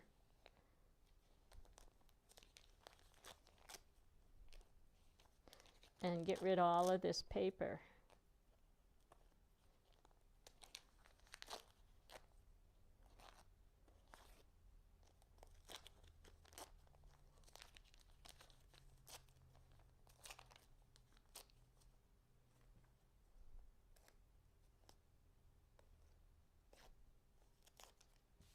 Okay, so now what I'm going to do is I'm going to just take a little bit of my glue and I'm going to put it right at the end, and I'm going to finger press this so that it's facing in.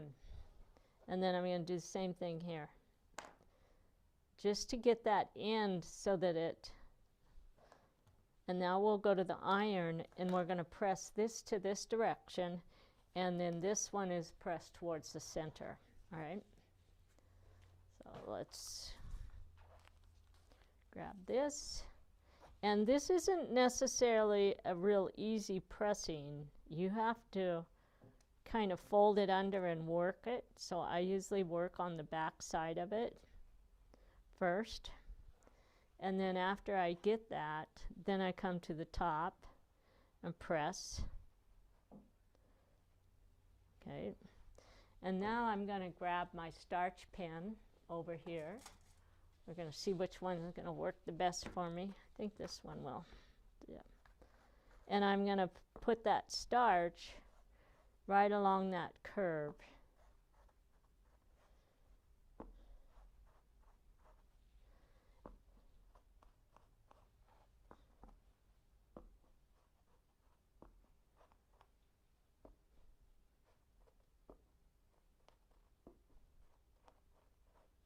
All right. And now I can really give it a nice press, and it's going to lay really flat for me.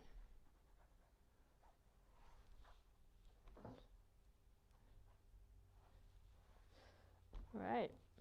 So now, see how that's pressed? That one's actually pressed towards the center. Okay. And then this one, we're actually going to, or this is pressed towards the arc, and this one we're pressing out. So what this does is this gives you opposing seams when you start to assemble your squares. All right. And this one isn't as important to use your starch on because you have the paper there to hold it. Okay. So now we're going to add our corner pieces.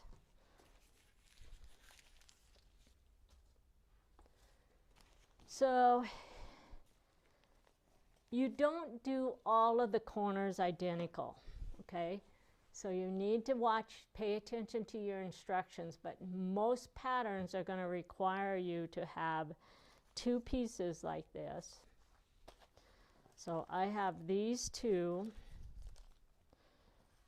are like this, and now I need to do two more that would take this piece over here and this piece here. If I don't do that, what I'm going to end up with is 4 orange pieces going together and 4 pink pieces going together.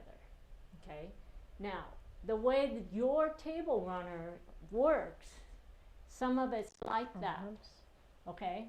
So I actually have 3 of my pink together and 3 of my red together. So this is an area in all of your instructions that you need to look at what your instructions are and what you want for the end results.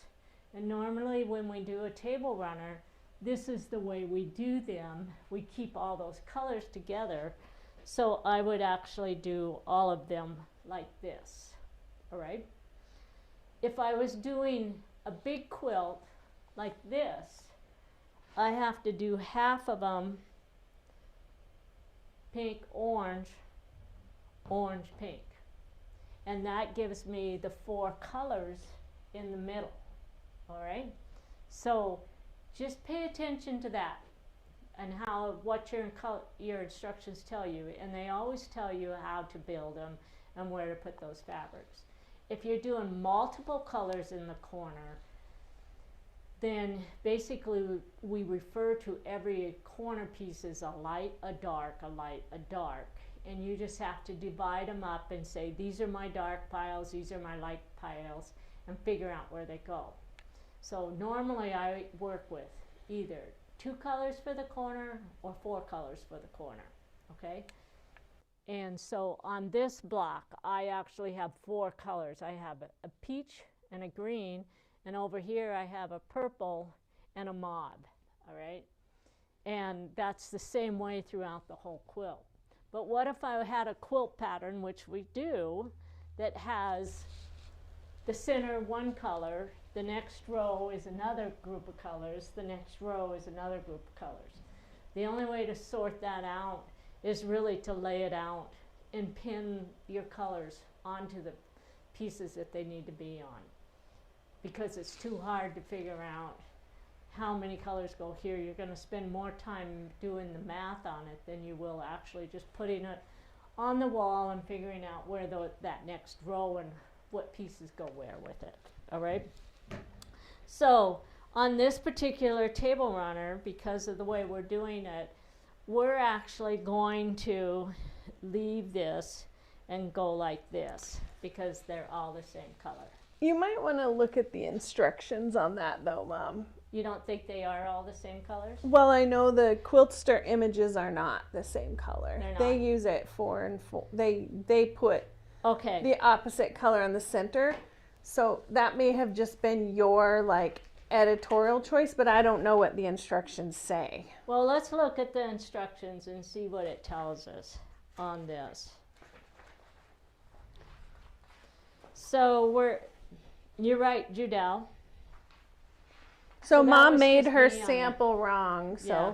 And I didn't even notice that on the cover sheet, I don't think. So this one, she actually has an A1 and A2 and A1 and A2. So she actually has them as opposites on the one on the cover, or on the other one.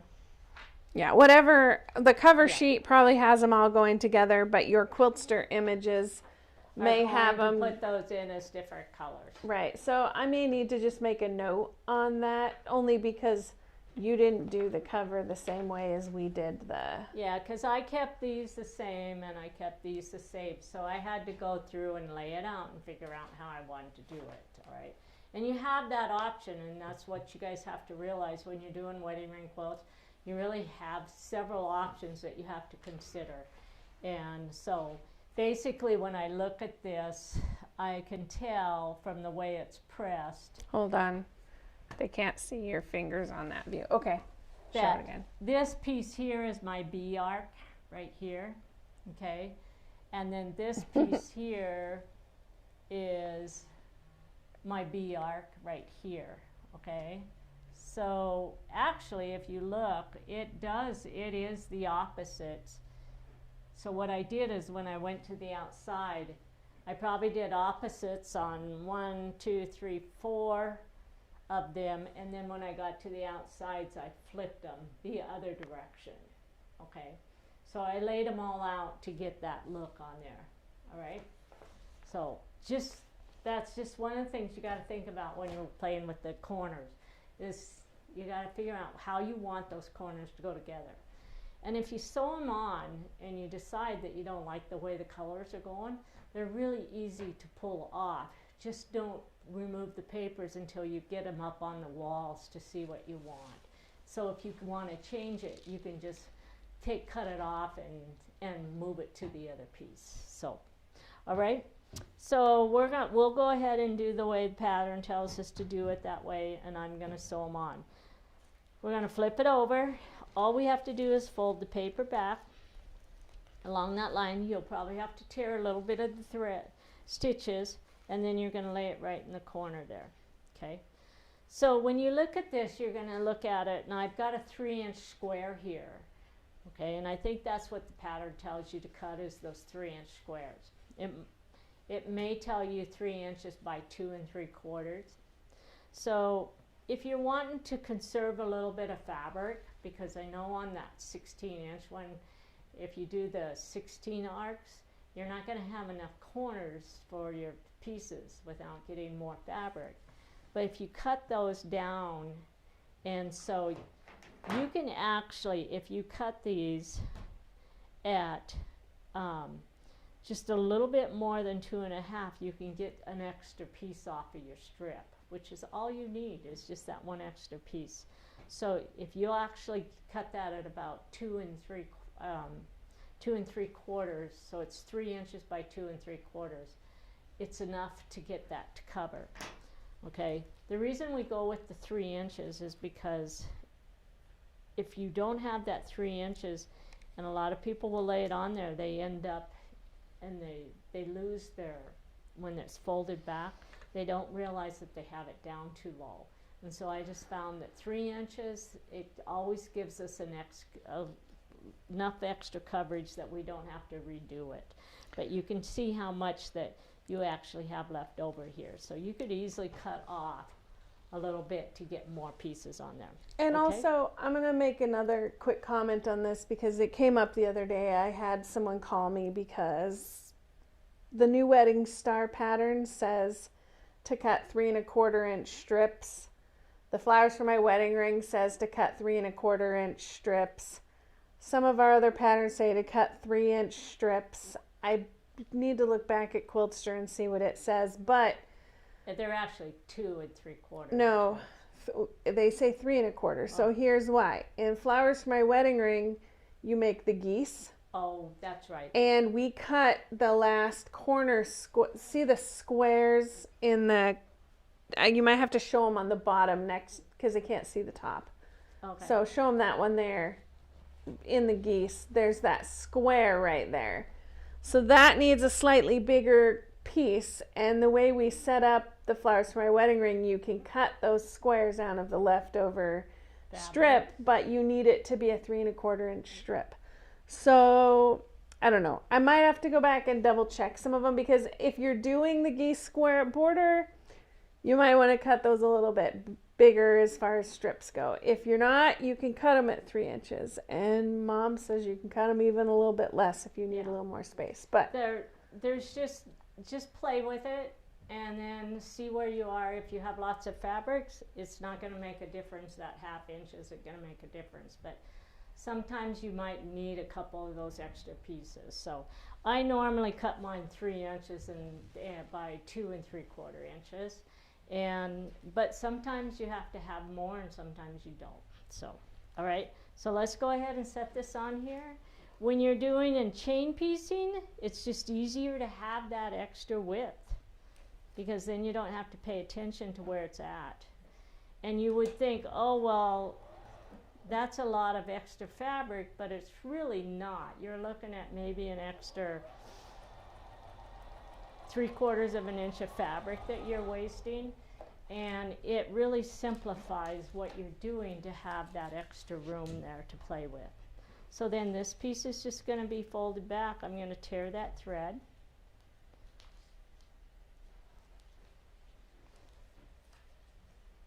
And then we're going to sew that on.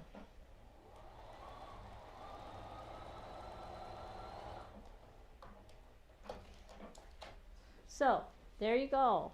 There's our corner pieces. And like I said, these, you can change these out so many different ways to play with them. All right, so now you're going to come back, and some people like to take that little corner piece and use that to trim. I honestly think it takes more time to do it that way than it does to just grab a ruler like this. And I like to line this corner up right here. So I line it right up to my point here, and then I line it up to the line on the paper, and I just go through. And if I have any fabric sticking out, I just trim it straight at that point, because sometimes on that curve, if you're off just a little bit, you might have a little bit of leftover fabric right there. Okay, so then we're going to take this, we're going to trim this edge straight, and then this one, I'm actually going to, this is a straight edge as well. But you have to be a little careful on this, because once you get off the fabric, you're into a curve. This has a smart corner right here at the bottom. Okay, now we're going to go to this one. And I'm going to put my straight ruler right on that edge. Okay. And then we're going to take this one. We're going to cut that straight. And then we're going to cut this one. Where are we at for time, Judelle? It's 2:45. Oh. Well, we're going to have a block together here in just a minute, okay? So let's go ahead and we're going to cut that little smart corner right here. So I have my smart corners here. I have the smart corners on this one, and now we're going to sew the melon on. So the melon always goes onto your A group, all right? The corners always go onto the B group. I'm going to flip this over. Let's go ahead and fold our melon in half, find the center. And I'm just going to crease the fabric where the center is, and then we're going to put right sides together, and we're going to pin it. And some people are like, why? And it's because when I pick these up, if I don't have them pinned, I'm going to show you what happens. So I have this, and I have a stack. I pick them up. I went like this. I just flipped it. And if you're doing the wedding star, you just sewed 70 arcs on in the wrong place. So it's just a good idea to find where that center is and put a pin on those. Just one pin in the middle. It keeps you right aligned, and now you can stack all of your pieces like that, and you can chain sew these. Then what we do is we actually take this and we glue the first half. And I'm going to match this piece right like this. And we're going to glue right along that edge. Okay? Just like that. We do not have to glue the second half. All right? We can do that all at the machine with our finger. So we're going to bring this up here. And we're going to start sewing right along the edge there at 1/4 of an inch.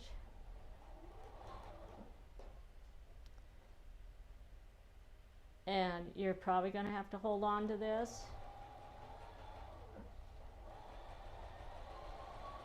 To get this started, it's just easier to have that glue under there on that first, right there along the beginning of it. Once I get to the center, I'm going to remove my pin, and then I'm going to pick up my glue pin, and I'm going to put the glue on the second end there, and I'm going to match the smart corners up there. Okay?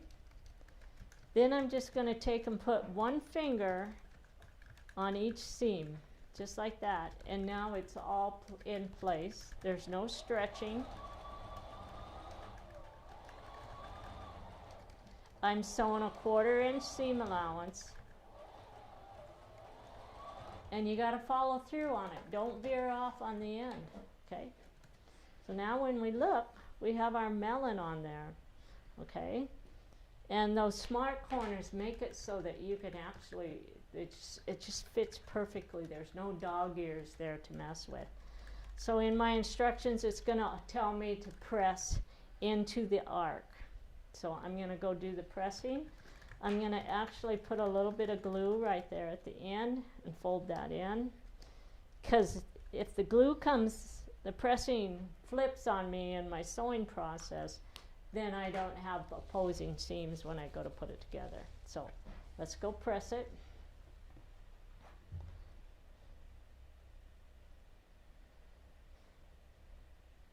And you're probably going to want to use your starch pin on this after you get this laying down a little bit.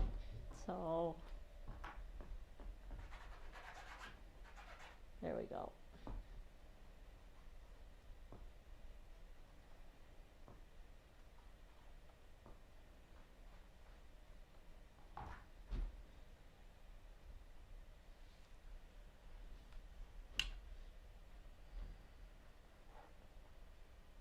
And make sure when you're pressing these that you're opening up that seam. Okay? So you're going to have to make sure that that seam gets opened up there so that it doesn't, you don't get any little puckers in there. All right, so now we're ready to join the very last seam there. We're going to take this piece .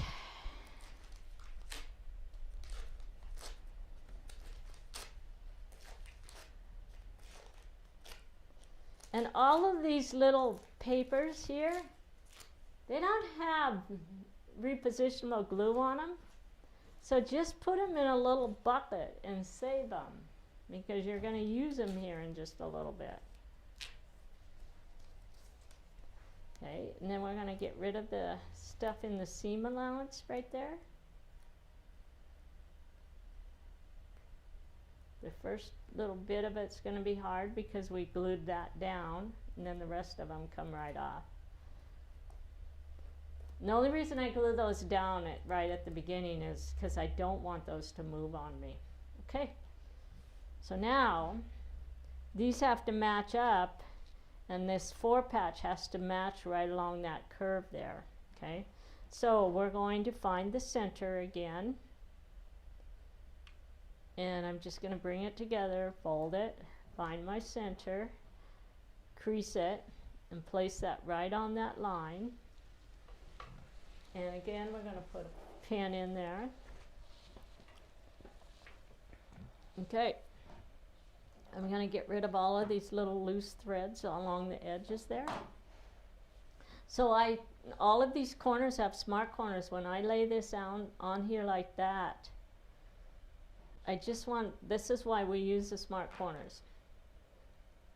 Because I probably sewed 15 quilts together top for 7 years before we started adding some smart corners to it.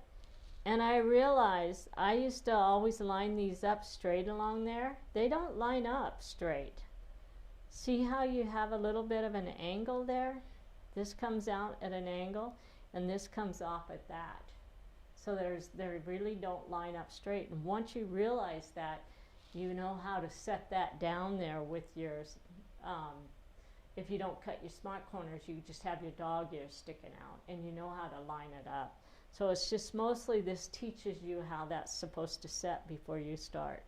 And then right here, you're supposed to fold this back and that's supposed to match up right here. And so there's a straight line there. So at 1/4 of an inch, those two are supposed to match up there, right? And that's a hard one to match. So I like to just take and put a touch of glue right there. Just enough to hold that in place, right? And then we're going to come over to this one. And we're going to do the same thing. We're going to find where that's going to match. And all I do is just put a little bit of glue right there.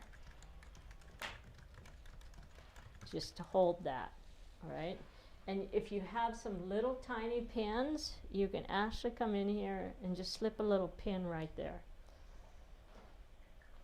If you like pinning, you can actually come in and slip a pin along each one of these lines. I don't. I just use my fingers, but I'm not going to tell you you can't do that because a lot of people prefer to have the pins to get that to lay down before they start. I think that the pins are better than to actually put the glue on it because they actually lay down and you don't have to worry about the glue has a tendency to pop off when you're working with cottons, okay? Some people like to put the glue on, some people like to pin it. I don't do either. I just make sure that my ends are matched up, all right? So we're gonna go to the sewing machine. And we're going to set it up at 1/4 of an inch. Okay. And then I have a little tool. I probably don't have it here, but we gave you guys in the last, one of the other boxes had what's called an awl, and it has a little hook on it. And you can actually use that and you can run that and find exactly where your 1/4 inch is. I'm actually using my stiletto instead because I don't have the awl in here with me. And we're going to sew, and I can poke a hole with my stiletto right where those fabrics crisscross in the intersection. And then I'm just going to hold it down, my seam down as I sew over it. And there we go. We should have a perfect match there. And then we're just going to lay the fabric down.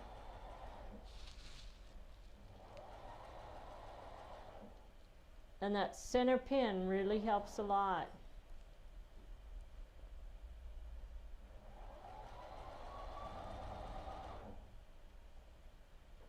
And then we're going to start on the other side. I'm not used to having those pins in there, but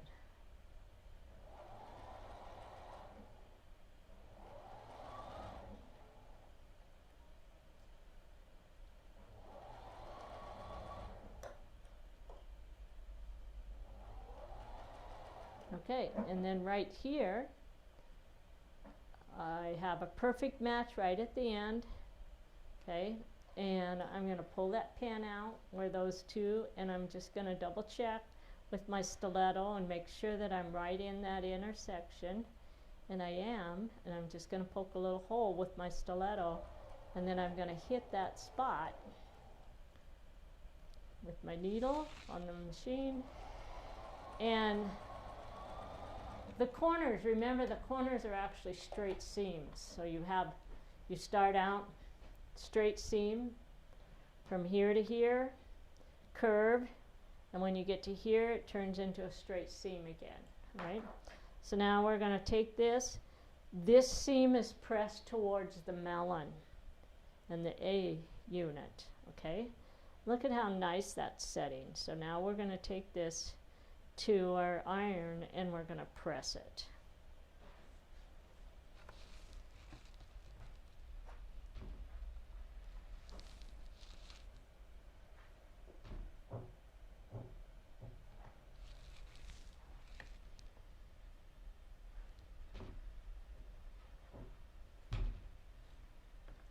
And there we go. So that gives us our square block. All right. So when you're doing the quilt this, you're going to have some blocks that are squared up and some blocks that aren't squared up. Okay. So this gives us one of the square up blocks.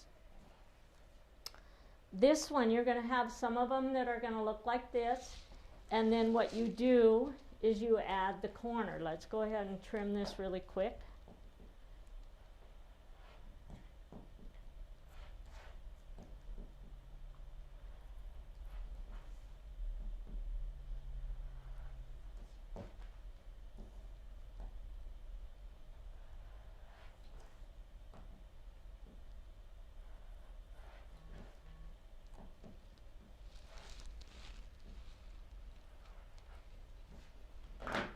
Okay, so you're going to have some pieces that you're going to put together like this.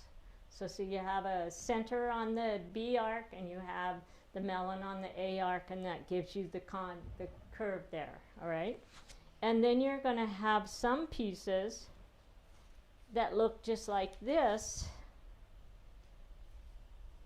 some B's that don't have anything on there. So you're going to have that unit with your corner pieces on as well. And then you're going to have some pieces that are going to be like this. They'll have a corner piece, your center here, your arc, your melon, and this. Okay, so you can end up with all of those versions in your pattern depending on how your blocks are setting together. And that information is going to be on,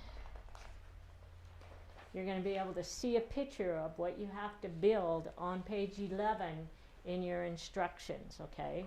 So on this one, it looks like we don't have any of this unit in there.